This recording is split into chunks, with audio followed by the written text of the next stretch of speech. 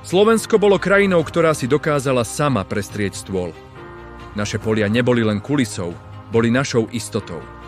Maštale boli plné, ovocné sady prekvitali a potravinová sebestačnosť nebola snom, ale realitou. Prešlo 33 rokov od revolúcie a pohľad na našu krajinu bolí. Čo sa stalo? Príčinou nebol nedostatok umu, ale systémové zlyhanie. Rozpredali sme vlastné spracovateľské závody, nechali sme naše družstvá chátrať a otvorili sme dvere lacnému dovozu, ktorý zdecimoval domácich farmárov.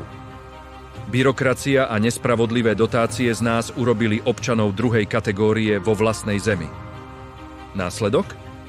Každých 24 hodín prejde cez naše hranice približne 1100 kamiónov naložených jedlom.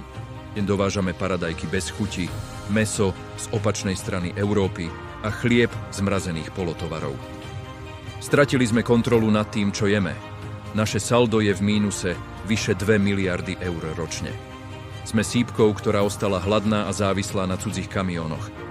Dopad je neúprosný. Slovenský vidiek pustne, mladí ľudia už nechcú pracovať v zemi a my sme rukojemníkmi svetových cien. Ak dnes skolabuje doprava, naše regály ostanú prázdne do 3 dní. Toto nie je len o ekonomike, toto je o prežití a národnej hrdosti.